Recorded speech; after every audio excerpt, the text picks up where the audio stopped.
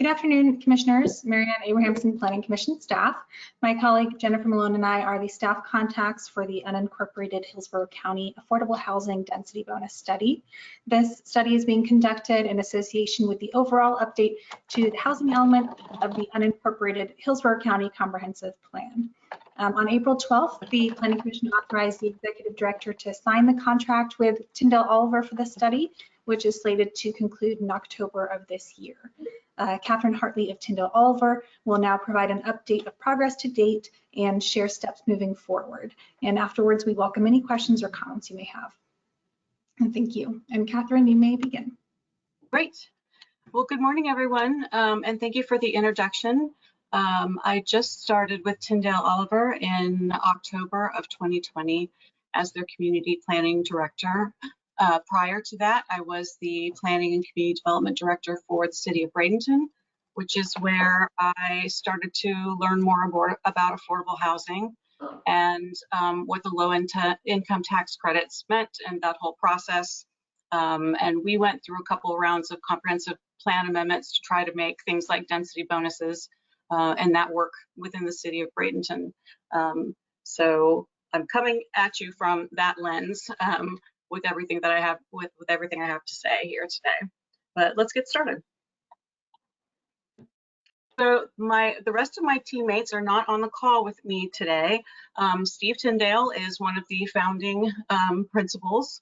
He began the firm in 1989. I'm sure a lot of you know who he is. Negan Camp is our economics whiz. She's going to be looking at the market data as part of this project. Ali Kudowich is a senior planner who does a lot of our policy research, and she's been helping me with the interviews we've been conducting with the local governments and some of the affordable housing developers. And lastly, we have Patrick Doherty, who is our GIS whiz and who is helping me put together all of these maps and figure out how to synthesize the data. So the scope of work for the project is basically to take a look at the existing density bonus for affordable housing language that's in the comprehensive plan and the land development code.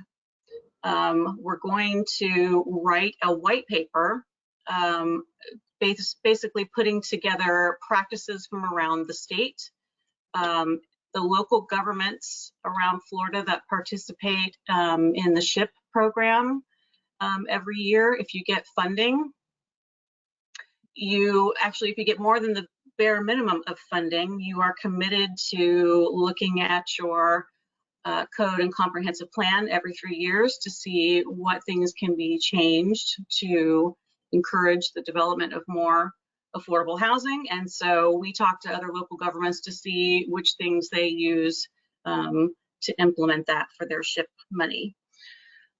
Those peer communities that we're talking to are mostly the other large counties that Hillsborough competes with for low-income tax credit money.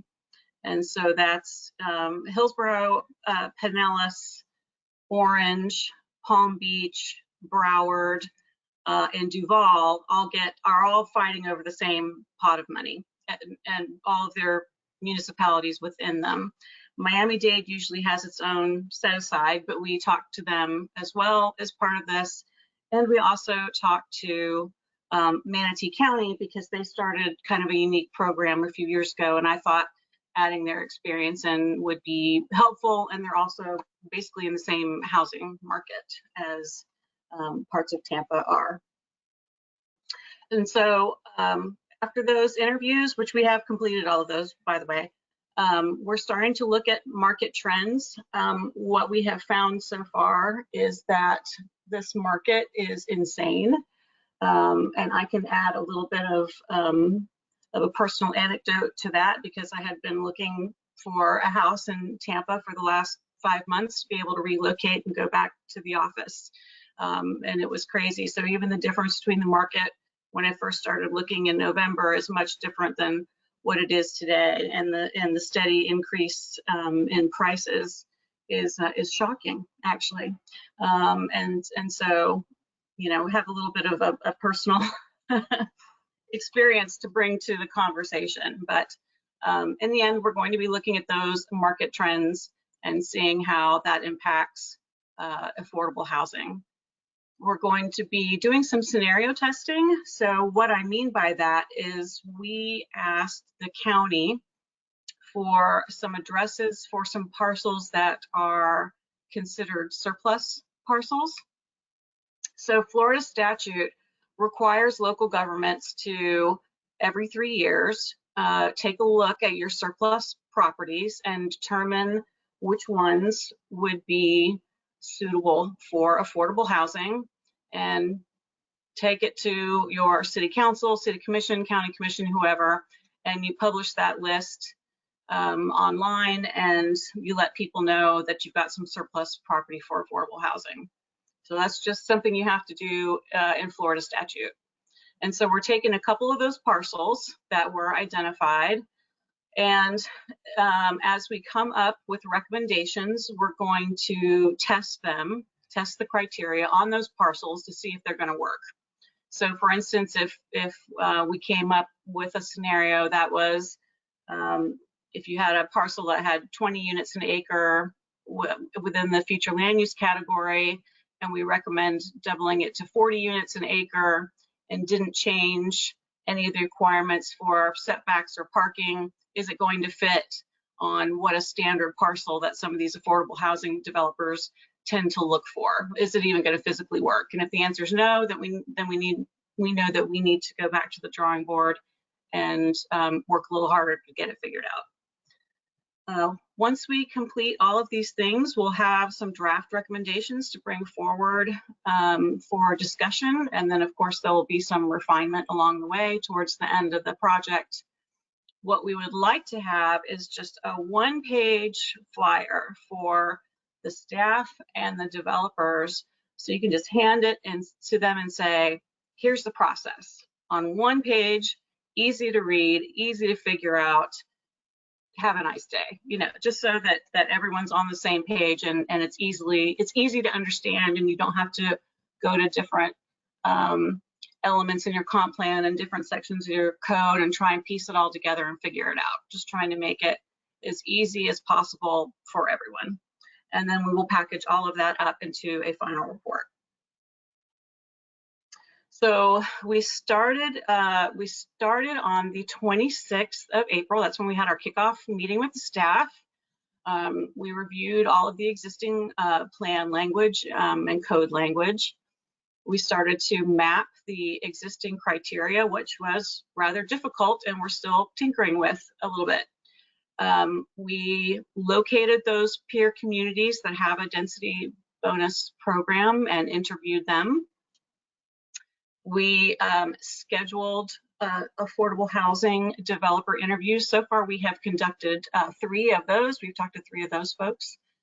We've started the best practice case study, just trying to synthesize all of that information that we collected during these interviews. And again, we've started the market research. We've been pulling data from Zillow. So just to give you a little 101 course on how affordable housing is actually developed.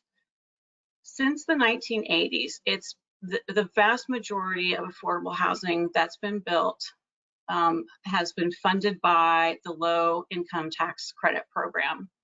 And usually they leverage other funding sources along with that, but they are primarily the low income tax credits. So it was a major amendment to the 1986 tax code. It was basically set up as a trial, and then in the 90s it became permanent. And so hopefully we'll have it forever because it does fund a lot of programs. So every year the funding is allocated by Congress.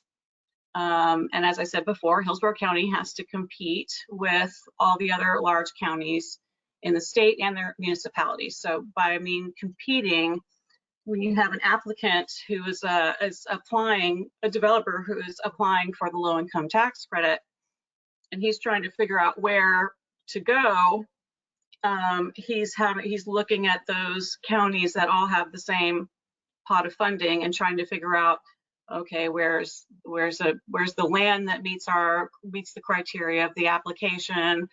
How much is it? How much of a need is there in that location versus another location? All kinds of things go into their decision making for trying to find a parcel. Many more projects are applied for than approved. So really every year, because there's a cap on the funding. So you'll have, most projects are not going to get funded, and developers will keep sending them through, a couple times to try and get approval for them and get them funded. It seems that Hillsborough County unincorporated gets one low-income tax credit deal every other year, the 9% deal. That's what it looks like. And I think there's a funding agreement, and this is anecdotal, I have to follow up on it. There's a funding agreement that I understand between the city of Tampa and Hillsborough that they alternate years to give the local government contribution to the developer. So that's why unincorporated Hillsborough is every other year. So what happens is when a developer is looking for a piece of property in your local government, and he's found one that meets all of Florida Housing Finance Corporation's criteria, he comes to the local government's planning department, and he's got all these papers for you to sign. It's basically a site plan. It asks you if it's meeting the zoning and the land use requirements without any conditions attached to them. It doesn't need a variance. It doesn't need a rezoning. It's just, you can sign it and let them go on their way. You have to certify that there's infrastructure available, water and sewer, and they get points. The 9%, they get extra points based on how close they are to a grocery store, how close they are to a bus stop, a pharmacy, a doctor's office, a library or school, all that. So it's very it's complicated, and there's a lot of rules for them to follow to get through this process. So I took this screenshot from the Schimberg Center's website. So this shows where the Florida Housing Finance Corporation rental properties currently are in the Tampa Bay area. And this is over decades. And so every year some will expire, and they'll come off the map, and then new projects will get constructed and they'll come on the map. So this is certainly not a static situation. This map will change every year, but this gives you an idea of where those projects have been funded in the region.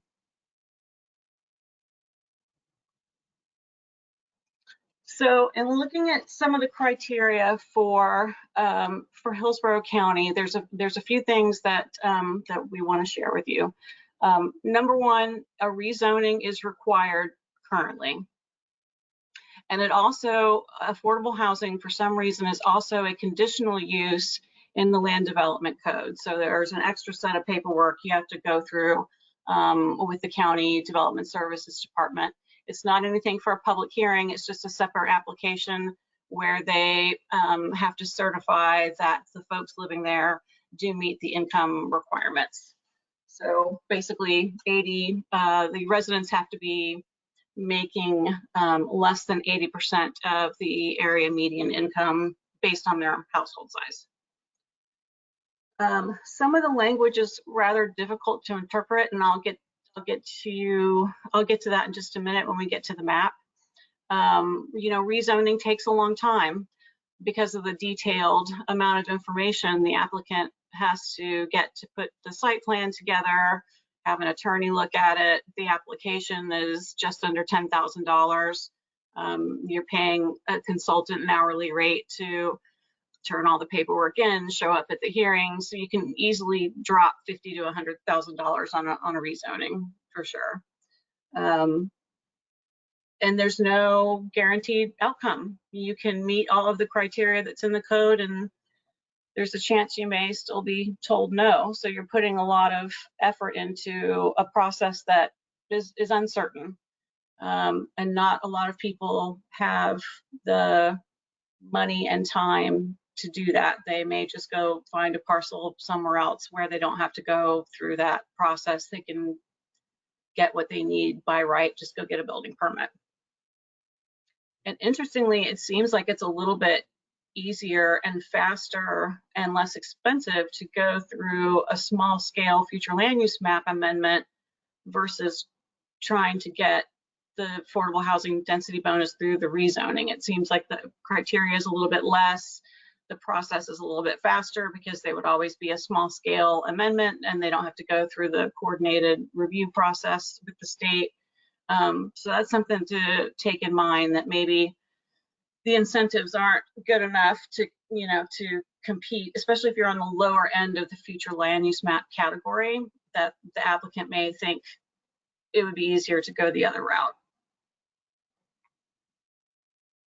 So we tried to map most of the existing criteria in the plan and the code, and we had to make some assumptions based on them. One is that, it has to be in the urban service area. That was a given. The criteria reads that there has to be utilities and services available within 3 miles. And so because we did not have access to the utilities map for good reasons, I mean, there's security reasons. You don't want your water and sewer lines map floating out there, in cyberspace. We just made some assumptions about that. So we thought, okay, if you're within the urban service area and you're on an arterial or collector road, you're probably going to have direct access to water, sewer, and a public street. Like, those were some of the criteria that are built into those policies. So that obviously took a lot of parcels out of the running when we were trying to drill this down to a parcel level data. Also had to be within a mile of transit, and also a compact economic development project that would supply jobs for the future residents. So that one was a little bit tricky, because a lot of places that say, hey, we're coming to town, we're going to be at this location, we're building Class A office space, they won't always tell you exactly how many jobs that they are creating. So we basically just had to do some research through pages like the West Shore Alliance and the folks, University Area Community Development Corporation, and then Mark Sharp's Innovation District website, and we dug through the Business Journal, just trying to find projects over the last year or two that would have generated that many jobs. We were able to find areas, obviously, in downtown that met that criteria, as well as Midtown, but the criteria in the code says that the jobs have to be within 3 miles of the parcel, that's applying for the bonus in the unincorporated area. So that ruled out Midtown and downtown from that criteria. So we wound up just looking at the USF area for jobs, and then West Shore, because those are 2 places that are adding jobs and they are relatively compact. And so I know one of the commissioners had a question about how we figured that out and why those were the 2 areas we were looking at, and that's why it was related to the jobs. So I also wanted to say, don't get too hung up on this map, because we're still testing some of these criteria. I think maybe I need to back off my assumption about the arterial and collector being the only places where utilities will be available. We could back off and just say that it's only the urban service area, and just leave that as the assumption, because it left us with only 194 parcels in the entire unincorporated county. And when I went through that raw data, a lot of them were just remnant parcels that were maybe, what people would think of as a a standard single family lot between 5,000 and 8,000 square feet. So it's not like you're not gonna get a 100-unit, apartment complex on a 5,000 square foot lot. There were very few that were over an acre. And so we're probably going to go back through and do another round of testing, but that was, we anticipated this because that's part of the scenario testing process. So we're going to wind up doing another iteration of this. And if we can come to your next meeting and give you an update, we'd be happy to do so, because this is definitely a work in process. So we've completed the local government interviews, and what we have found so far is that the density bonus policy is still evolving. Fort Lauderdale and Broward County, we're still in the amendment process. Actually, by now, Broward County's language has been amended. Fort Lauderdale's was going to its planning commission meeting the day that we spoke to them. Last week I spoke to Liz Abernathy in St. Pete, and she's got some interesting language that's going through the process in July. So, over the last 20 years, local governments have said, okay, we had these original policies. No one really came forward and asked for a density bonus. So what do we need to do to get that to happen? And so, it evolves over time. You test what works and what doesn't, and you make amendments when you have to. It seemed like Miami-Dade's process was the most comprehensive. It was like they thought of everything, every situation, and had it documented.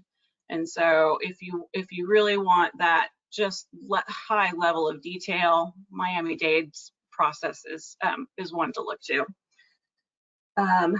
Everyone calls affordable housing something different, and that's okay.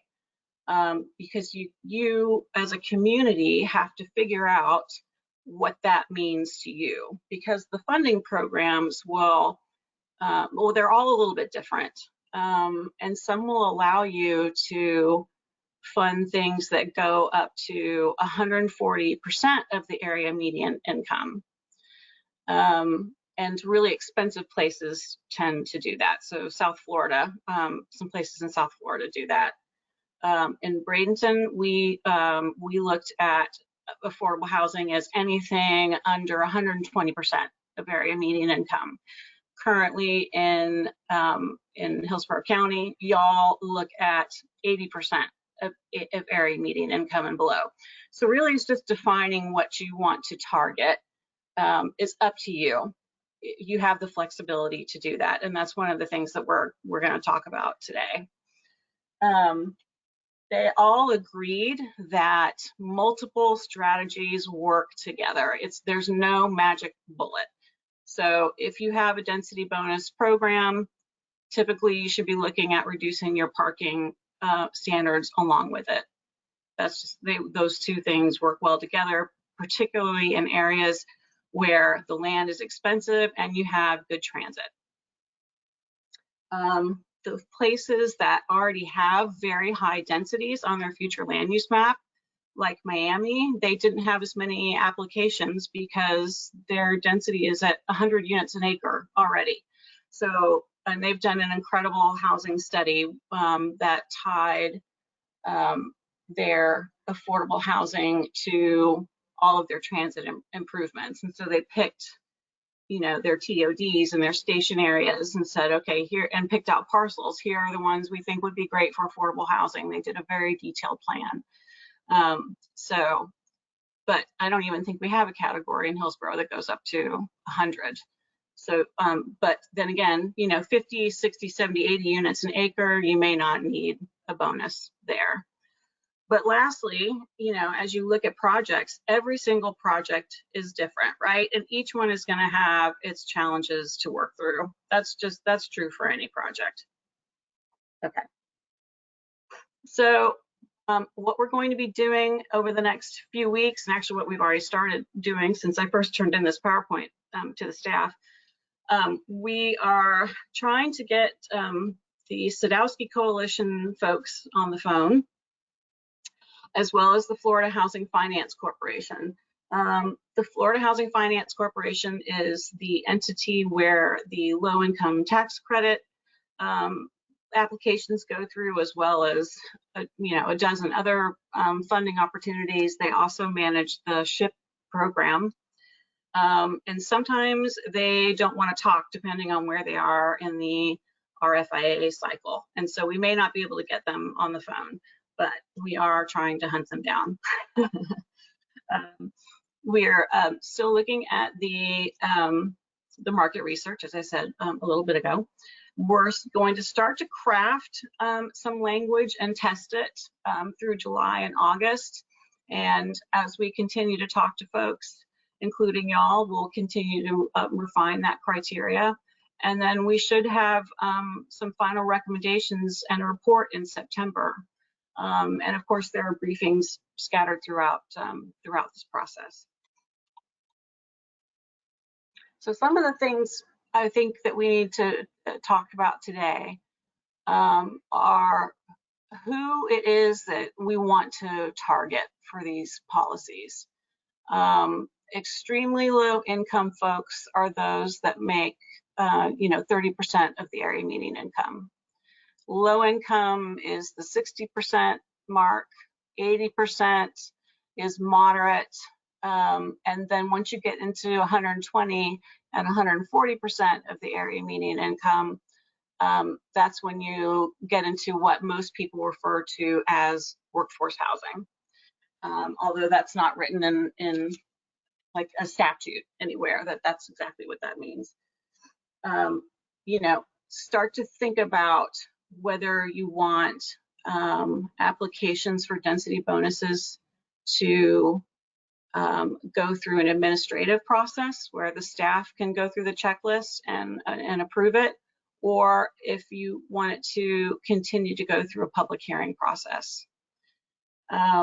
Right now, your density bonuses are set such that you cannot exceed the next highest future land use map category. So for instance, if you had residential 6, the only category that you could go up to for density is res 9, and at 3 units an acre, the juice may not be worth the squeeze for the developer. So just keep in mind that there's no reason why you can't go higher than that. Everyone's rules are set up differently across the state.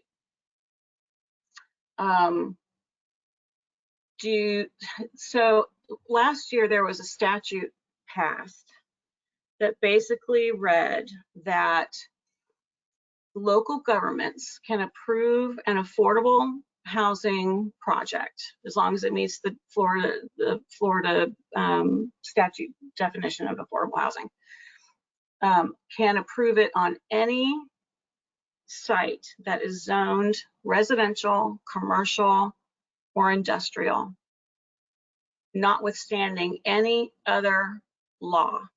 So that means you can skip over your comp plan, you can skip over all of your zoning regs. It just gives you a free pass. Local governments are free to do that.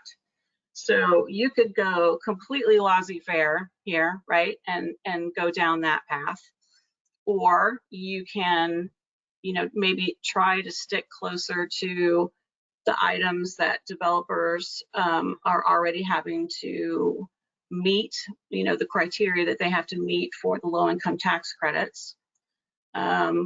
Or you can keep things more stringent the way they are. They're just some things for you to consider as we go through this process and build your policies for you. And one of the main things that has to be taken into consideration as part of a density bonus program is willingness to reduce some of the parking. You'll find that affordable housing developments, they just don't have the car ownership the same as folks that have a little bit more money in their household. And so requiring affordable housing developments to have 2 parking spaces for every dwelling unit is a bit excessive. And you're also basically requiring 500 to 600 square feet of space for a 700-800 square foot apartment. So you've got, car space almost as much as your house space dedicated. And if they have to be close to transit anyway, you have to start asking yourself, is that really necessary? So those are just things you have to keep in mind as we go through this. And then the 3 developers that we have talked to so far have all agreed that parking is the linchpin. If you don't have enough land for the parking, you got to find another parcel. And so, that's one of their big decisions that they have to make. And generally they do. They have their own parking formulas. And so they are going to provide it. They're just not going to provide it at the same level that some local governments require. So I'd like to open the floor up for questions and some discussion.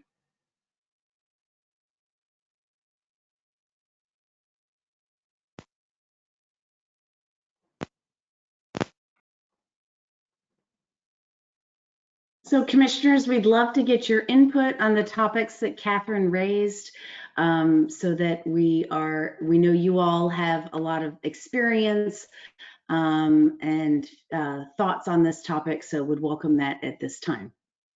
Commissioner Joseph. We can't hear you right now. Yeah, Oh, I got you. Okay.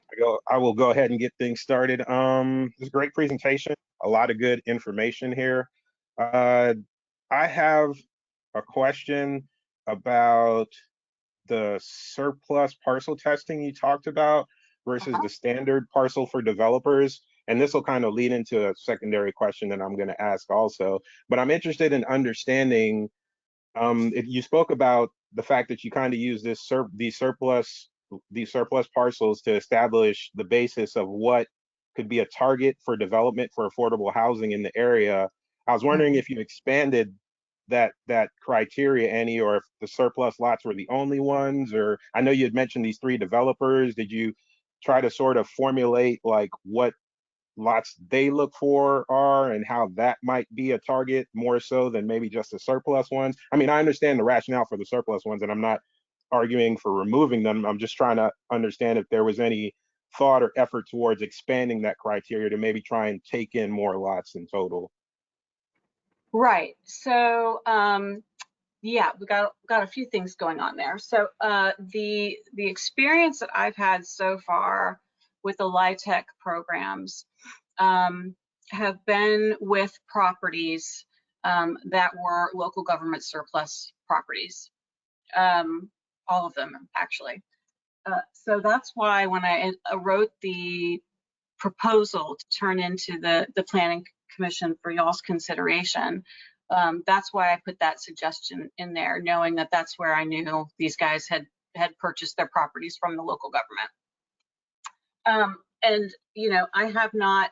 We've received a couple of parcels from the staff, and I haven't done real digging into them yet. It looks like one may be a little too small, because basically what the developers are looking for is a parcel where they can fit between 90 and 200 units. There's a sweet spot in there for them, and they're making that decision basing, just running their numbers, because Florida Housing does limit how much you can spend on a project, but the cost of land is not part of that, so that's usually redacted from their pro formas. But so their sweet spot is being able to fit 100 units on a parcel and be able to still have some surface parking. So that's always a linchpin. They have done structured parking, but it's obviously very, very expensive, and they would rather not. They would rather do surface parking. So that amount of space is a constant. And so, yeah, we may look, so it's probably, we're just going to look at one of the 2 surplus ones we've been given so far. We've also talked about looking at the school board surplus property that may be coming up.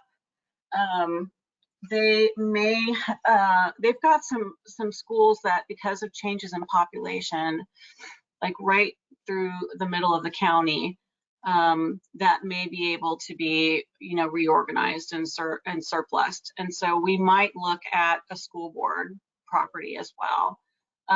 But if we've looked at those couple of sites and none of them work, we're going to have to expand our search because we really do want to be able to test the criteria and see if they work. Can I ask a question? In the you said you had looked at Palm Beach, Orange, Duval, Dade, Manatee, and us. I don't remember if you mentioned any others. In all that, have you saw in any of those places? Because you just spoke to the fact that your experience, it's always been surplus, and I found that too. There's always kind of a focus on surplus when you start to speak of affordable. But in that broader research around the state, I'm just wondering if you have heard of anything like what I just mentioned, or in any of those areas, are they looking, or do they have any experience, or have they had bad experiences when they've looked away or tried to not, and let me not say look away, because again, I'm not trying to look away from surplus. I'm trying to look at more things, to add to surplus. But have you seen any of that in any of those other municipalities around the state? Yeah, they haven't focused completely on surplus property. They definitely have projects where the developer got site control on their own and came forward. They usually put the properties on contingency with the owner to be able to get through the process for how long that would be. One of the developers commented that 6 months has basically been the longest that she can really hold on to a property on a contingency for land use. So that's a consideration for her when trying to find a parcel for a project. So yes, they have much more experience than I do. I mean, we were talking to some of the affordable housing folks that have been around for a long time, and they've seen it all. So it's not just surplus parcels. I thought that was just a good starting point for us here. Yeah, don't feel like you have to defend it, because some of their experiences might be bad too. I was just curious as to whether or not there were other ways. So thanks for the information. I have one more follow-up question for you here. On the percentages we just talked about, the 30, 60, 80, 120, 140, you had spoken about places like Miami being at 140 and Bradenton being at 120, and we're at 80. This might be crazy and radical, but it just popped into my head as you were talking about all this. Are there any areas where they sort of mix that, where they might say, okay, it's 140 here, but in this region of our county, it's 80 or it's 120 for different reasons, or anything like that? Or is it always kind of a blanket across the entire county municipality, notwithstanding the sub cities and other smaller jurisdictions that may be in the county? But is it sort of always a blanket across the jurisdiction, or is there anywhere where they sort of kind of break it up geospatially? I have seen places that have broken it up geospatially, but not to the extent of saying, well, in this part of town, we're only going to look at 60% AMI. They will say, this part of town is appropriate for affordable housing and this part isn't, or whatever, however they map out, wherever their priorities, and usually it's tied to things like transit. Right. But it's so complicated because each program has its own rules about which group to target. So for instance, for your SHIP money, I can't remember exactly what the numbers are now off the top of my head, but X amount has to go to 30%, and X amount has to be dedicated for 60%, and X amount has to go to special needs folks. And then when you start layering the different programs on top of each other to compile a deal, and they all have the different, they're all a little bit different, it gets very, very complicated. And so the local governments are on that respect, from the land use side, try to just get out of the way, because they know it's so hard to structure with all the different funding layers. Does that make sense? Okay. Yeah, definitely. Thank you. Those are my only questions. Like I said, I thought there's a lot. I'll think about there. I probably have some more things stewing in my head here, but I'm kind of chewing it over. There's a lot of information you put out here, and I think it's all really good. I like the way, I think I like the way you're going about this, right? This kind of idea is focusing on the surplus and not getting too contaminated. Even though I just asked you about pushing you and bringing other things in, I do like the initial focus in the start. There's surplus, let's try and use it. I like the idea of, you know, trying to remove hurdles for the developers who want to try and do this sort of stuff. So I even like the fact that you're talking about some kind of sensitive things, right, that have worked maybe here and might not have worked there, and we might want to think about and look at. So I think you're pushing us as a county into a good direction, at least in having good conversations about this. I'm very happy about the research and the way it's going. So Oh, those are, great. I'm glad. thank you. Thank you.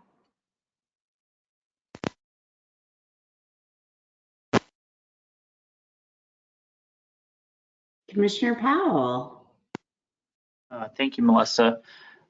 Just to echo what Commissioner Joseph said, a really great presentation.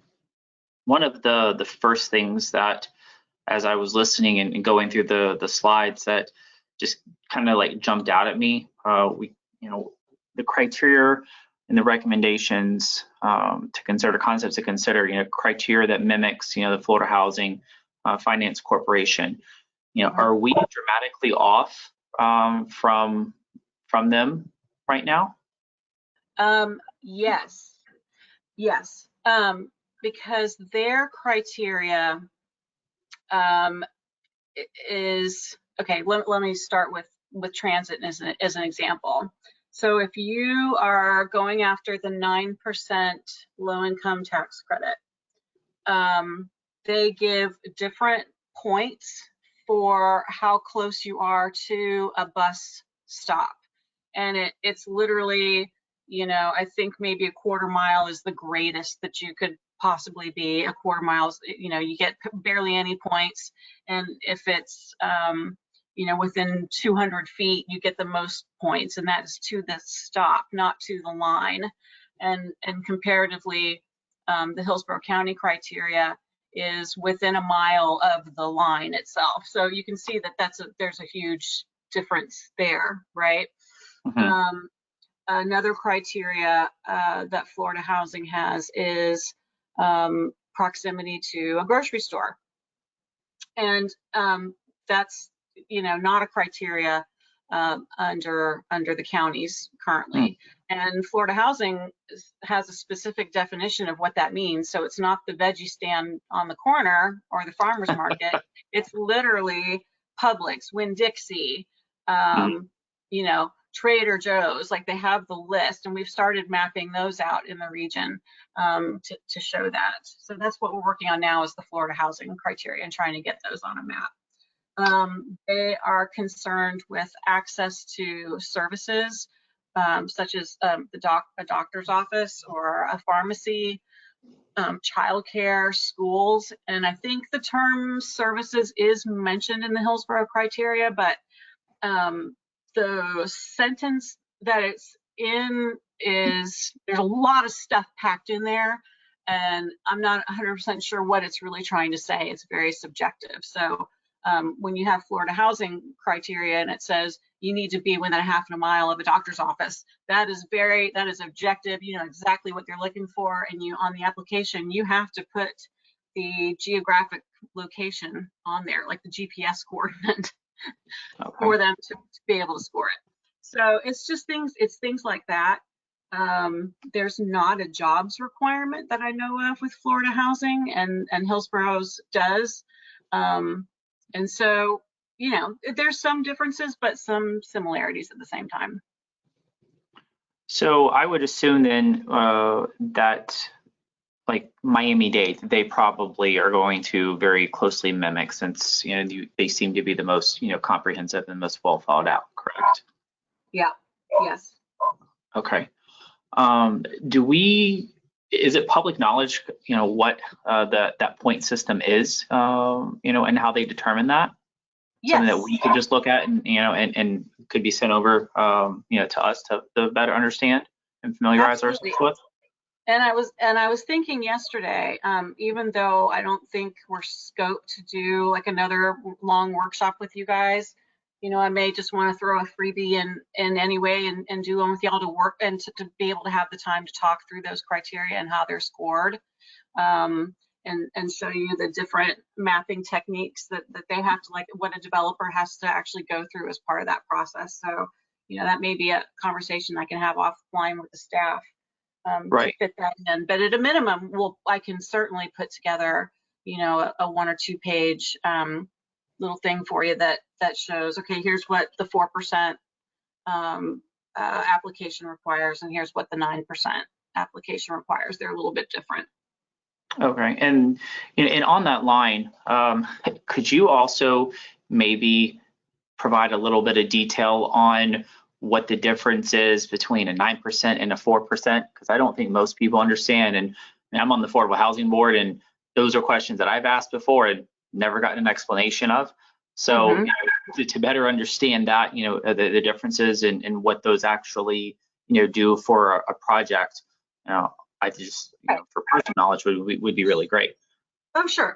So both programs require a developer to find additional funding. So neither one will provide 100% of the funding for a project. The 9% deal will fund 70% of a project. The 4% deal will fund 30% of a project. So they have to layer the different programs on top of each other. And so the 4% deal is usually, you know, bonds, and then there's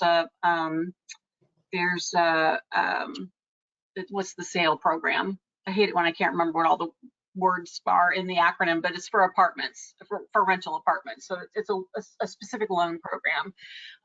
Some get local government contributions from SHIP or CDBG, or, you know, they're basically pulling money from all over the place. But the basic difference is the 9% pays for 70% of the project, and it's highly competitive. And there's a lottery on top of it. So you could have scored the most awesome and your project might not even get funded anyway, which is, I can only imagine how heartbreaking that is. And then the 4% is not competitive and only covers 30% of the construction. Okay. Well, that was really great. Thank you. You're welcome. A few other questions on the map slide that you have here, and sort of leads into really 2. What do all of these dots mean? Like different, they're color coordinated, but I don't see a legend, you know, that kind of, you know, gives a description on those. Okay, let me back it up. You know, and when I was putting this together, I was debating putting in like all 8 maps that it took for us to get it all together. And I thought, oh, I didn't want to bore you guys if the data points were boring, and we did have a lot of ground to cover. So I was like, well, I'll just put in the final map, you know, whatever it results in. And clearly that's been maybe just a little frustrating for y'all and a poor decision on my point. But so all you're trying to look for are the red parcels, which, as you can see, there are not that many. And like I said, when I went through the raw data in the Excel spreadsheet, you know, the vast majority of them was, you know, these one-off 6,000 square foot lots. And so at this scale, you're not going to be able to see them. So what that tells me is that I need to go back and look at my interpretation of the criteria when it comes to utilities, and I'm going to have to kind of rethink that, because it looks like there's absolutely nothing and that you'll never get a project anywhere. Right, and I'm sorry, I should have been a little more detailed. I was referencing the corporate rental project, because there was a bunch of dots that with different, like teal and you know, yellow color, and that's what I meant. I'm sorry. But, oh, that is actually related to their flood hazard risk. It's actually a risk map. okay. But it was the best map I could find that showed that dots were big enough that you could, you know, very clearly see them. Some of the other mapping tools that are out there with Florida housing, you just can't see as well on the map where the project are as this one. So for the purposes of, you know, this exercise, the colors are pretty meaningless. But I just thought you could really see them because. Okay. All right. I didn't know if that. I didn't know if that meant that, you know, they were color coordinated, mean that some of these projects are going to be, you know, new, and then some are going to be, you know, like dropping off. So that's what I was curious about. If that's, you know, if there was, if those knit, because I know we've had some issues with, you know, some, you know, communities, you know, losing their affordable home, you know, status and dropping off, and then those become, you know, market rate apartments, you know, at some point. So that's why I thought that might have a correlation there. It's definitely a very real thing. When I was putting together the proposal for this project, I was looking to see how many projects had been built in Hillsborough County and how many had expired. And so I think it was from 2000 onward, a little over 11,000 had been constructed, but you had lost over 9,000. So there really wasn't a huge gain. And we will include, as part of the appendix to this, the list of all of these properties, and they do have in the table, it'll say what their funding source was it a 9%, was it a 4%, whatever, and when their expiration date is. So you will have all that information. Okay. And then maybe this can also be answered by Melissa, but you mentioned not having to make some assumptions, you know, for parcels with, you know, that have access to utility services. And I know that those, you know, maps are protected, you know, for security reasons, as you said. But is there a way that, you know, we could somehow get you that information where it's not, you know, like sent over to you, where you always have like permanent access, where, you know, you can come into the office, or, you know, or meet with someone who has that and just visibly look at it, you know, so then that way you can just, you know, kind of create your data points there and figure it out, make this a little more comprehensive.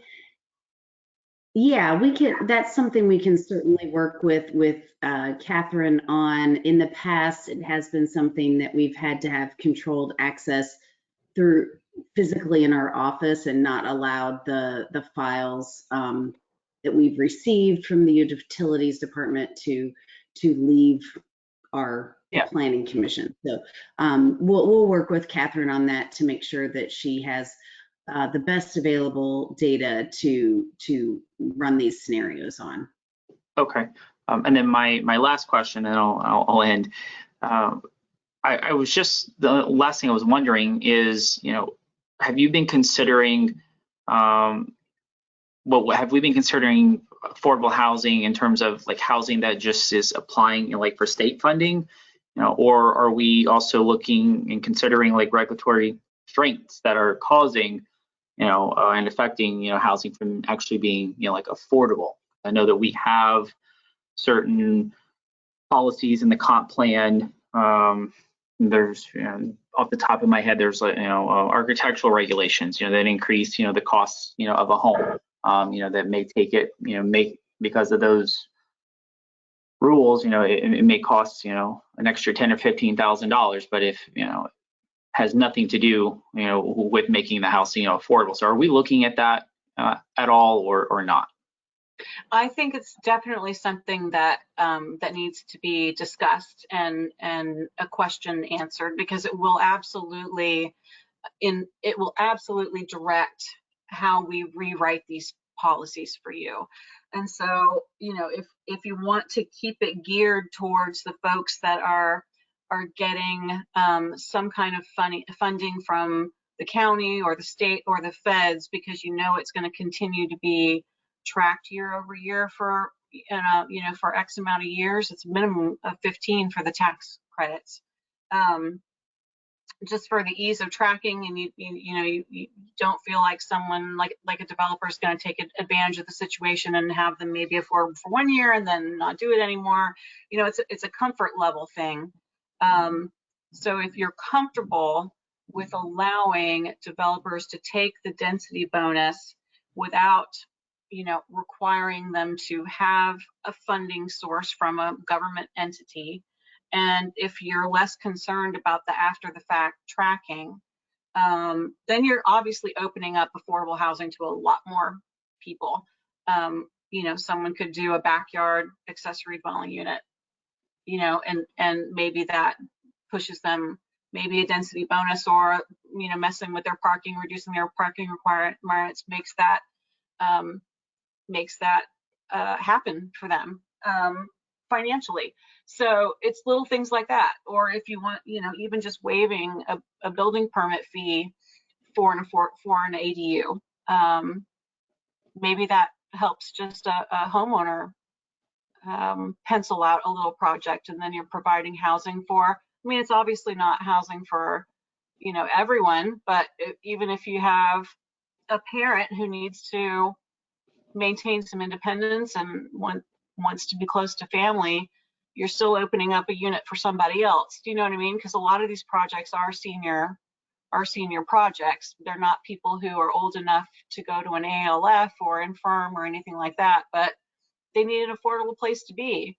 And if they had a granny flat in the back, then that might be one more unit that's opened up to someone else. You know what I'm saying? So there's all kinds of ways to come at this. It's really a community values situation, and the tolerance in whether or not you really want to track these things over time.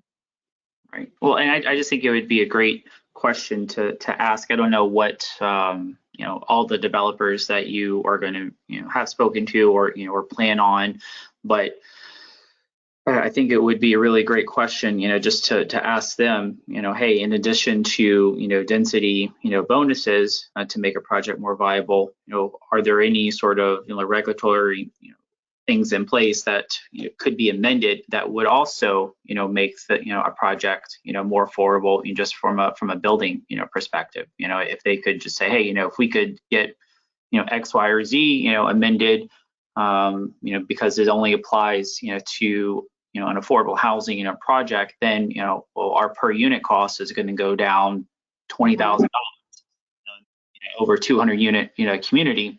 That's a lot of money. So yeah. And that might also incentivize, for more just projects. So that was just a thought, and I don't know if, again, that was part of the scope, but or one of the questions asked. But I think it would be a really great question to ask. It's one I would ask if I was, interviewing, people. But one of the groups that we have on our list to talk to is Icon Development. So they did a little pocket neighborhood project, which is 7 small single family homes that have like a common green, so they're turned in to face the little courtyard. And he was able to obtain a surplus property from a local government, and the land cost turned out to be about $10,000 a unit. So he was able to get that at a good price. And then the local government, all they did was waive their impact fees. And I think he got 1 density bonus unit. He just needed to be able to round up to that 7th unit. And that's all he got. He didn't apply for any kind of state or federal funding. I think he just got a straight up HUD loan for that. And so we'll talk to him in more detail to see how he was able to pencil that out. But he was targeting the 80 to 120 range. So that's how, if you're looking at just putting your policies to help the 30% and the 60%, then you really have to target the low income tax credit folks and what they're doing. If you're looking at 80 to 120 or 140, we can really kind of open up and be way more liberal about how these criteria can work, because those folks are simply just trying to operate within margins, and they're not having to ask for various funding sources. Do you know what I mean? Like Habitat for Humanity's model is to find properties that have tax liens on them or code enforcement liens on them, and then they go to the local government and ask them to be waived, and so they just get a property for really cheap. That's how their part of their business model works, and so we wanted to call Habitat as well. So yes, the short answer to your question is yes. Okay. All right. Thank you. Mm-hmm. We did have a question in the chat from Commissioner Handy asking about something you referred to, Catherine, was the expiration date. Could you expand on what is meant by the expiration date for many of these projects? Sure. So the low-income tax projects, at a very minimum, at the federal tax code level, they have to stay affordable for 15 years. Most of them stay affordable for much longer than that, for 30 years, 50 years. But, you know, if they went into service in the 60s or the 80s, you know, those start to expire. So the tax credits themselves are used for a 10-year period, but then for the IRS, there's like an additional 5 where whoever is using the tax credits is still responsible for financial monitoring. And so that's why that 15 years is kind of a linchpin there. But yeah, they do. Some projects are held in perpetuity, especially if they're, you know, a housing authority property. But when Congress really shifted in the 1980s, who builds affordable housing? I mean, you know, the housing authorities, you're seeing less and less of those folks building them themselves unless they're just replacing units or when they're partnering up with another group. So you're not getting the things that people, you know, really, I think in their minds always think of as a public housing project, you know. So, but in any event, the projects do have an expiration date for their affordability and then can be sold for market rate. And I think you've all seen that happen recently in Ybor City, right? Mr. Shaw just bought up that chunk of land on Nucio, and because the affordability period on those had expired, and now it's going to be market rate. But it is usually, I mean, at a bare minimum, it's 15 years and more often 30 or 50. Okay, great. I see Commissioner Joseph's popped back on. I would say if any other commissioners have questions, if you aren't able to turn on your camera, you can send a chat in the GoToWebinar chat to me and I'll make sure it gets asked. Commissioner Joseph. All right. I just wanted to follow on Commissioner Powell's request for that Florida Housing Finance Corporation. If I'm also interested in that too, and had a question in reference to that. So if I'm understanding the discussion that was just had, we have certain differences in the requirements we have here locally versus what the state, the Florida Finance Corporation is requiring. I'm not going to say which is more restrictive or less restrictive, but kind of the idea I guess we're talking about is bringing us into better alignment with them to make the process overall better for the development community. Is that correct? Okay. What can I ask? What did you look at? Like, did you take the Florida Finance like requirements and see if how much like land is in our area, how many parcels there are based on those? Because, well, for me, it sounds like, let me just say, it sounds like certain things are more restrictive, like, okay, the bus stop requirement that you described may be a little bit more restrictive for the Florida Housing Finance, but we have certain things that may be less restrictive that allow development to happen more. So I'm wondering if there might be some sort of conflict between us and the state, whereby the state requirements are going to leave our local county without a lot of developable land in those, you know, based on the requirements. Right, right. Grocery store requirement is a big one.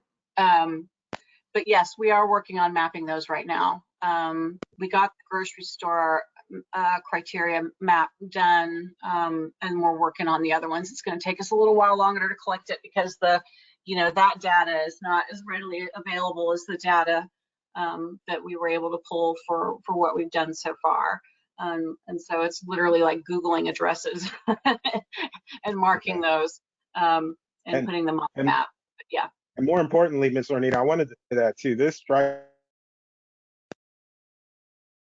me as something that's very important for our agency to be aware of if this is, the situation. If we need to be more cognizant of where we're putting grocery stores to be, enabling the affordable housing community, development community to be able to work through these channels back up to the state, that's something we need to know immediately because we're kind of shooting ourselves in the foot.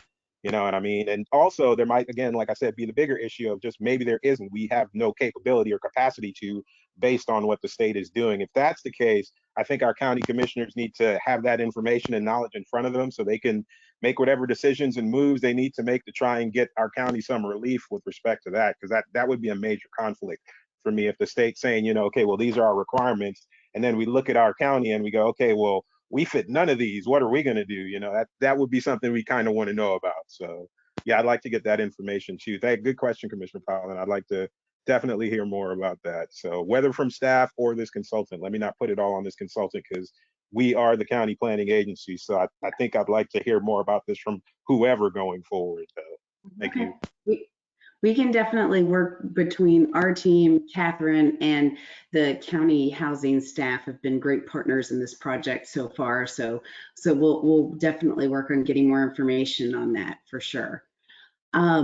We did have a couple other questions come in. We were asked whether or not this applies to only within the urban service area. So I'll address that one because so let me be clear, affordable housing can be built anywhere.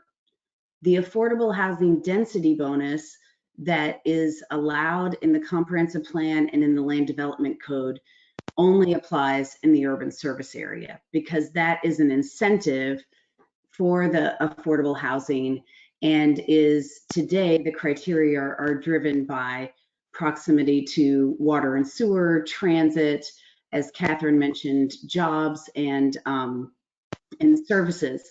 So that is the direction that is in the plan today, is that the incentives for affordable housing are focused in the urban service area. The other question we've received is whether or not the affordable housing density bonus is an administrative right. There is the ability through the land development code, if you have the zoning in place, to ask for it administratively, but my experience has been that most people have done a rezoning to fully take advantage of the higher density as well as potentially modify some of the other standards like setbacks and things of that nature to make a project work. But that's something that we're looking at through this process is whether or not they're administrative, are there process issues that are making this more cumbersome too? And then we had a comment from Commissioner Kress wanting to put a plug-in to tie this to future transit corridors as much as possible. Although we don't have current funding for robust transit, someday it will come. So let's be as transit ready as possible. Like the positive attitude there. Melissa, your audio is a little choppy. Better camera. Any other comments from or questions from commissioners?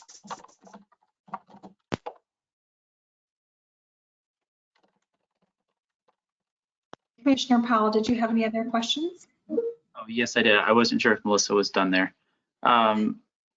One thing that I didn't notice this. I didn't notice this a minute ago, but on the slide that shows the vacant land eligible for bonuses, are those based on county criteria, or are those also being based on the Florida Housing Coalition's like criteria, as well? Because 194 parcels is really not a lot.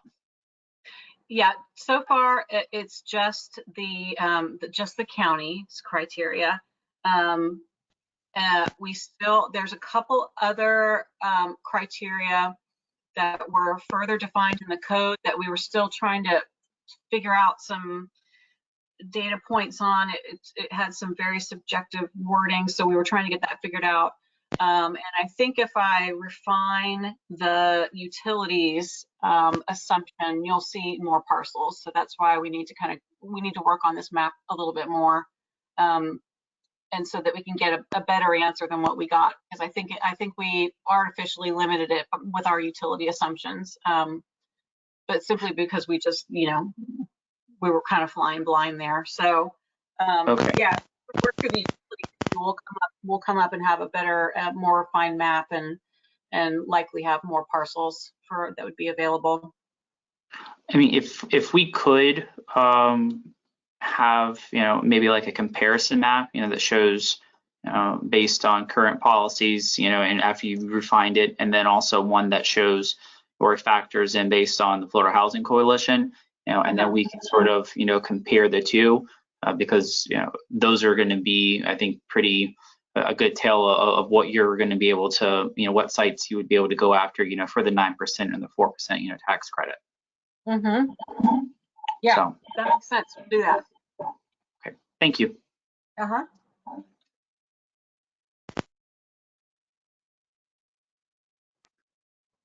I'm attempting to be heard without my camera in hopes that makes my internet work a little bit better. Commissioner Joseph. I had one more question.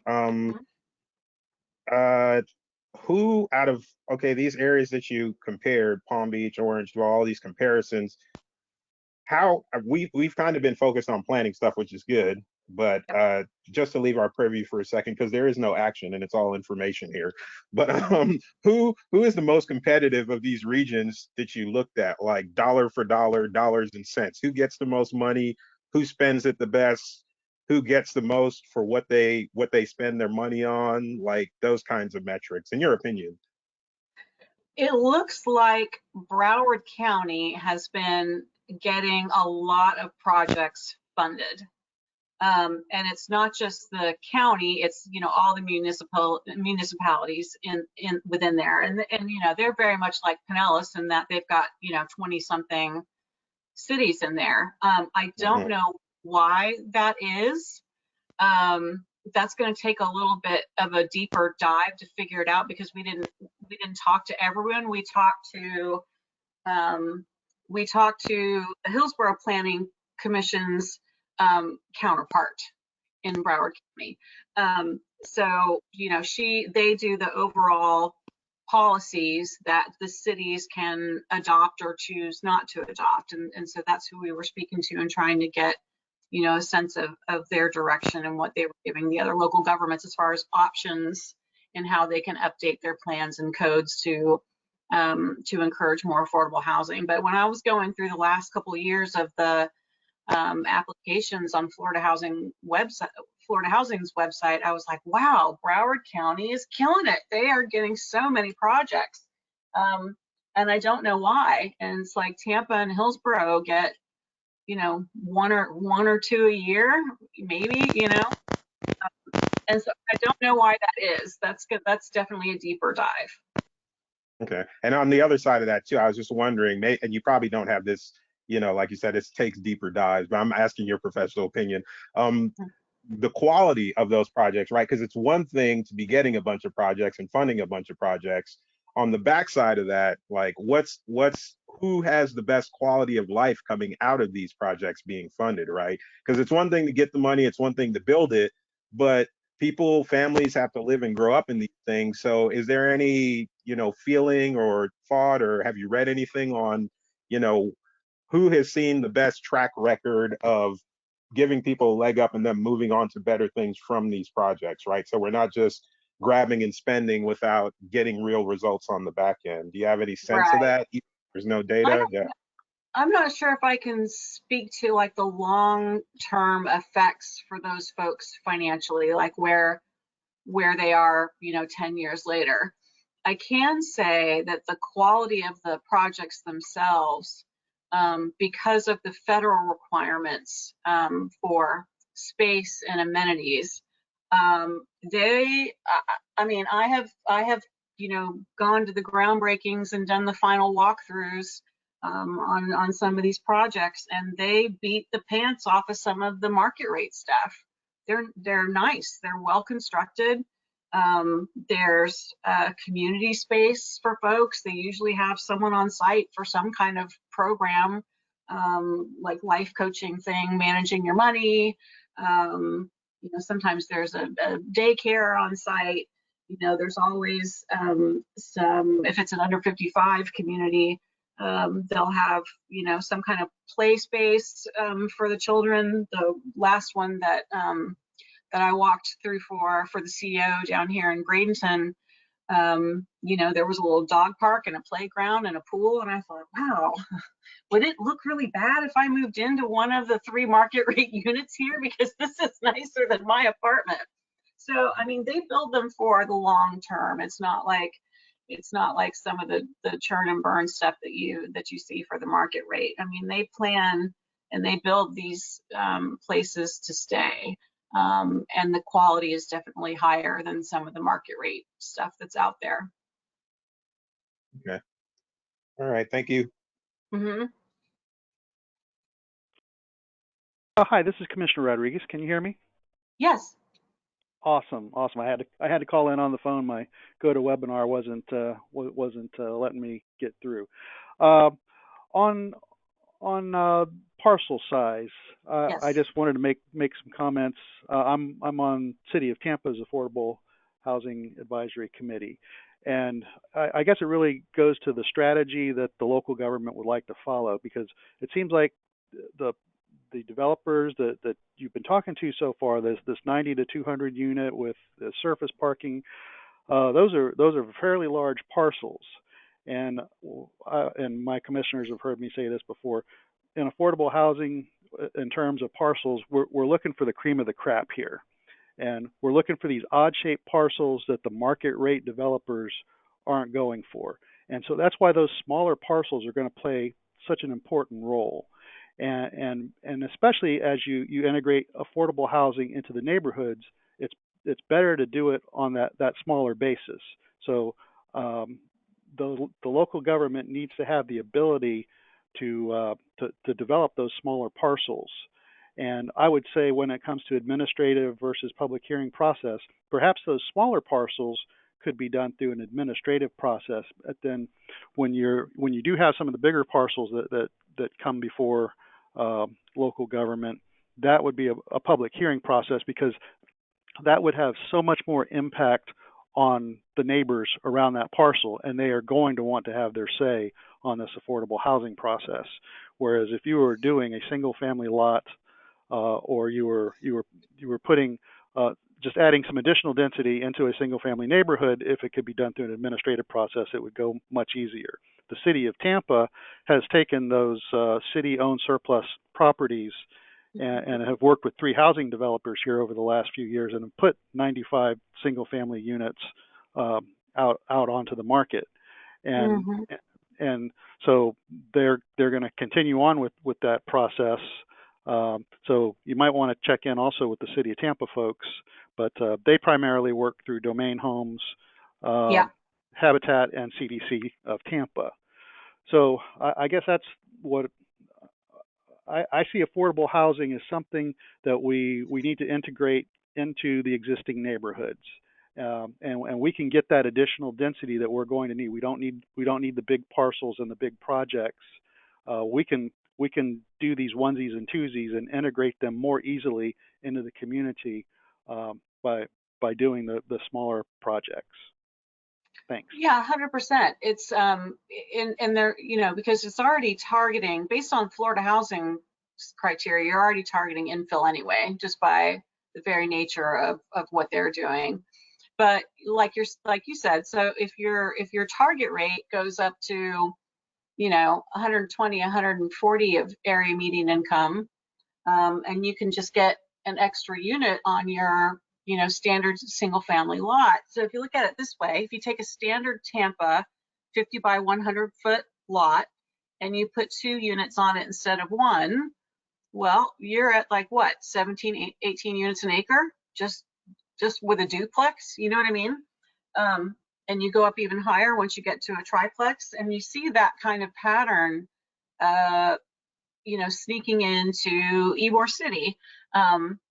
You know, there's duplexes and triplexes that look like townhomes that have been kind of scattered through the neighborhood, and their density is around 30 units an acre, and they have parking, and you just really kind of wouldn't know. But yeah, and infill, usually there's always like a little something with an infill project that you have to work around, like a utility easement, or, you know, you'd be surprised how many projects are actually having to be designed around a dumpster. It gets a little bit ridiculous on these smaller lots, but so, you know, there's always a little something that has to be worked out that doesn't necessarily need to be hashed out in a public hearing. You know, the garbage guys know how their trucks work and what they need to be able to turn around and pick up your stuff. So yeah, having administrative, I think everyone agrees that being able to do something administratively is really, really important. And it meets the expedited permitting expectation that the state has. Like if you take SHIP money, you have to expedite permits. That's a you know, the basic requirement for them. And if you don't, you could lose your funding. And everyone says that they do it, but no one really quantifies what that means. So yeah, having the administrative approval ability is very important. And you're going to get more product that's missing middle housing, that maybe a market rate person could fit in, or someone can just build it, again, just in their backyard, versus relying on the stuff that's getting subsidized by the feds and state government and local government.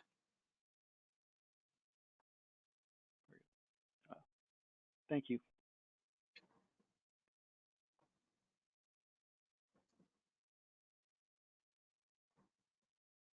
Hey, can I go ahead? Yes, go ahead, Commissioner. I have one last question, I think. I don't know. When we look at all these, the 80%, the 80%, 120, 140, 30, 60, have we tried to ascertain in which of those groups the largest need exists in our county, or what level within each of those groups the need exists at in the county, to maybe understand, because you said we're at 80 right now, maybe there's a higher need in a different level there, and maybe that might, you know, point us in different directions. Have we looked at any of that? I started pulling that data last night, as a matter of fact. Okay. So Good. Look forward to it. I haven't synthesized all of it yet, but I can tell you that the need for, so let me back up. So housing is, like, the rule of thumb for affordable housing is you don't spend more than 30% of your gross income on your housing expenses, and that includes utilities. It's supposed to include utilities. So, and you know, that's for everybody. Your house is affordable if you're not spending more than 30% of your income. Then there goes, you know, then there's the term cost burdened. And so the general rule of thumb there is if you are spending more than 30% of your income, you're cost burdened. And if you're spending more than 50% of your income, you are extremely cost burdened.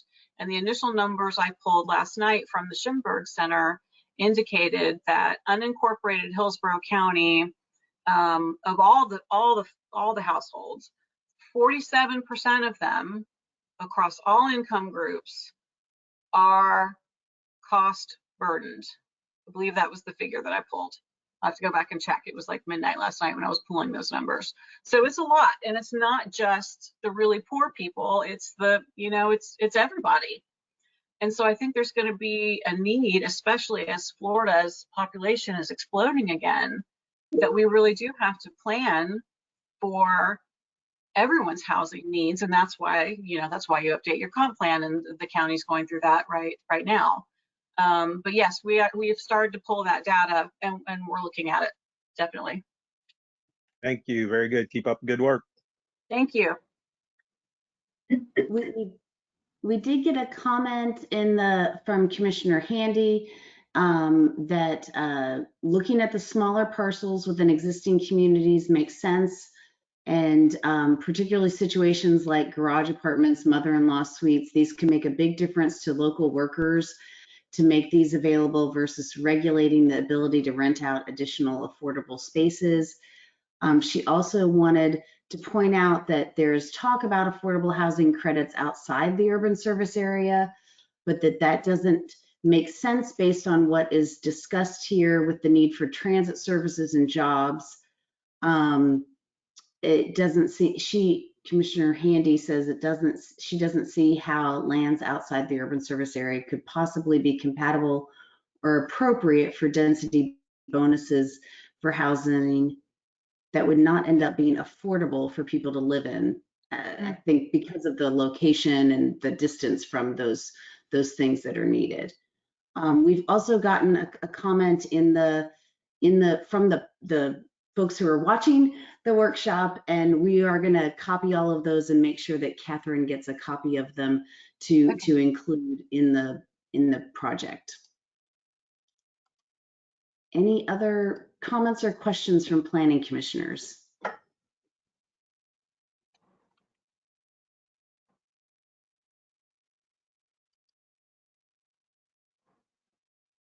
Okay, I'm going to give this a whirl and leave the camera on to say thank you all very much for participating in the workshop and giving us some feedback. There will be additional opportunities as we move through the process of this project to give feedback as we start to develop recommendations, and then as ultimately this will be an amendment to the housing element, and you'll get to see it then as well. So if there's nothing else, we'll go ahead and conclude the workshop. Thank you. Thank you, everyone. Thank you. Thank you. Thanks a lot, guys. Good job, Great everyone. work. Thank you. Thank you all. Thank you. Bye, everybody.